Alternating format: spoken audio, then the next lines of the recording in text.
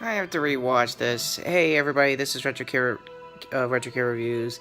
Getting a little weight here aside, and thankfully pausing a movie I can honestly believe I'm rewatching. It's the next Karate Kid, and definitely not Avengers: Infinity War because, well, let's face it, I have pretty much the bulk of Marvel news on this end this month to finish, and Venom out of nowhere. It was a pretty busy month, all things considered, when it came to April here for the channel. That having been said, this is spoilers here on out to pretty much a 23-year-old movie. Is not even a joke at this point for Karate Kid Month. Um, Card to the playlist here for my previous videos on all the good Karate Kid movies up until this point. And there's a very good reason why Hilary Swank doesn't count. Sorry, getting ahead of myself. So, Hilary Swank doesn't count as a action heroine because I honestly see her do a lot better as time went on. I've seen her do Oscar-winning movies like Million Dollar Baby, a retro card to that trailer, if that's at all still watchable compared to the full movie. Who knows? And let's just dive right into the spoilers here because, well, Pat Morita, thankfully I think I got the name right. Hopefully by I get to the remake next week, I'll figure that out. Pretty much phoned it in as Miyagi this time around. There's no theories about it. This was about, I think, a few years after the third movie. Like, I think the third one was 89, this was 94, so about like 5-6 years. They were kind of in a will they won't they because there was bad reviews at the time with East Siskel and Ebert. If I could even find a retro review to that, I'll either put it in the link description, or if there's even a blog post archival of it, that'd be cool for just both of their legacies as reviewers. Or, you know, just a quick summation in the videos. I'll see what I could do there. And as you can tell, I'm tap-dancing around this because if you saw my Tumblr post, you saw that I kinda sorta lost my mind yesterday. And yeah, I'm pre-recording this and putting it out probably 2 hours before I have to go to work, so fingers crossed, as usual, on this channel. What's the plot, basically, this time around? Well, it's supposed to have Swank be the new generation of not Daniels. Let's just be perfectly honest here. I might as well call it like that. But then again, Jaden Smith did change my mind. And now the tricky part was, how the hell is I going to get the remake since I don't have the Blu-ray and I don't see any streaming services that are going to have it for free. There is two options on that update. I could rent it on Amazon, which I thankfully am not doing. And the good reason why is I DVR'd it on TV. So even though it's going to be a little bit censored, I can pretty much get the gist if there was anything censored there for that remake. So that's for that review coming up next week, so I'll try to be as brief as I can with that. As for this movie's plot, there really isn't much. It was just bland. It was 90s problems, but in the worst way ever. Like, it was the middle of the decade. No one really got a clue how to, like, get a message going for teenhood at the time. I don't really know. The only good scenes I could see Swank did, her damnedest, and I gotta give her that at least, is the car jump that you probably saw in the trailers to a 20-year-old movie. Yeah, it's a car to it, and it'll probably show it there as like its selling point.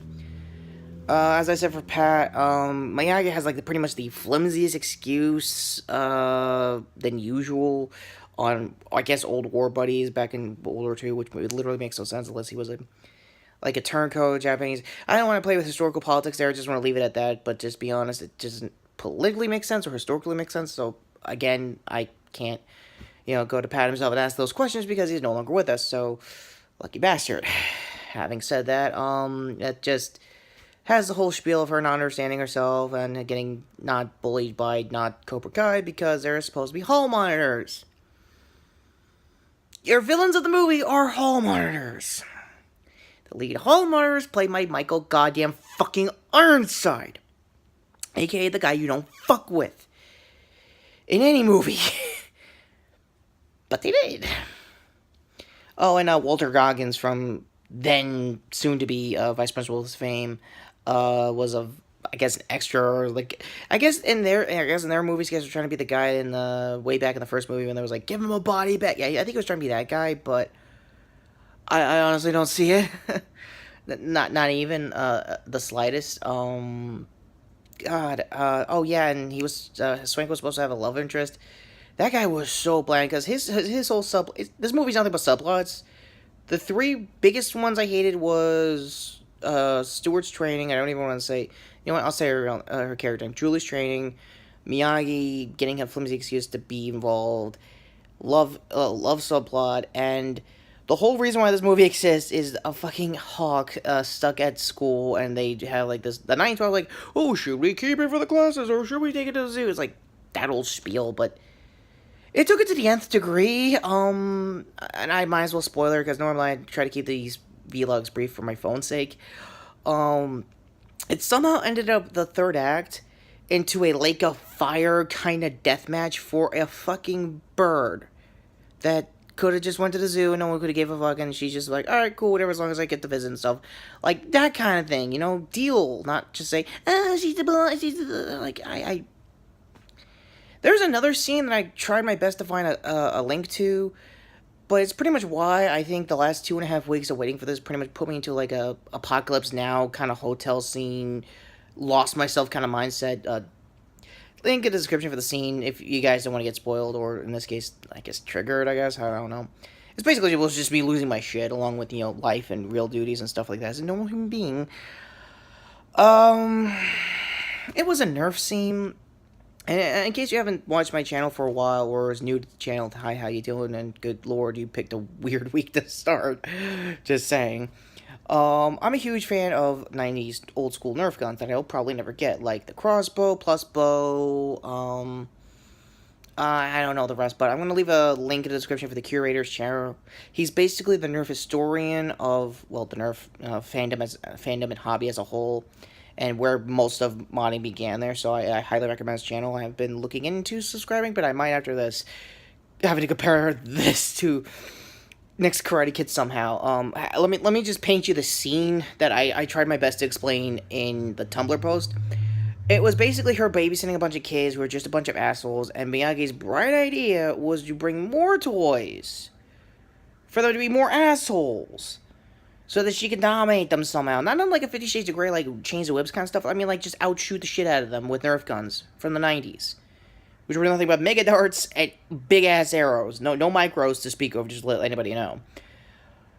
And can you tell I like Nerf more than this movie?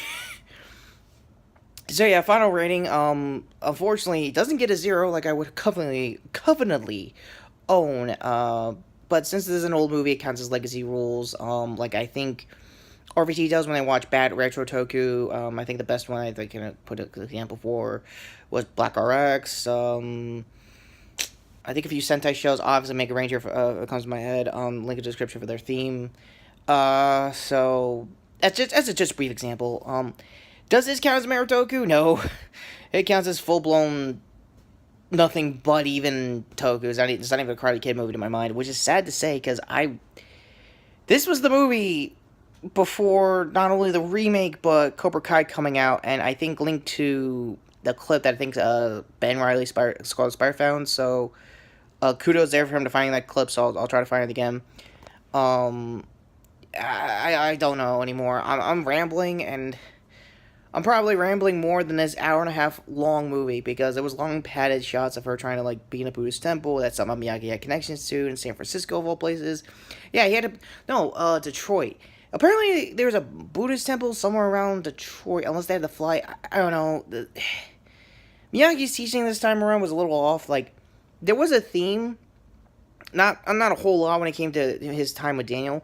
Is that, you know, you gotta focus, you gotta be calm, you gotta be patient in certain situations, and breathing techniques and all that stuff. Here it's like shenanigans, because fuck it, I don't know how to handle girls. Which was a lot of the comedy there, and I could kind of see what they were doing, but at the same time, you didn't really need to. And I can't. This is a bad movie, and I really am not going to enjoy rewatching this, so I could compare what little I got left to the remake coming up, series-wise overall, for Karate Kid Month. So yeah, that's my time. I'm going to go cry in a pillow somewhere. This is still Retro Kid Reviews, quietly not puking himself to death, now having to rewatch Next Karate Kid. If this is the end card, previous video here for all the Venom stuff that's been going on, link to the channel here. Take care, subscribe, like, sub, all that usual stuff. Hit the notification bell when I finally do the finale for Karate Kid Month, but my finally review Infinity War, because that might be another 2-week process. If not, I hope to God not, because I kind of want to get this done before all the spoilers show up online. So that said, take care, subscribe, and please help me. I really don't want to see this movie again. Please, please!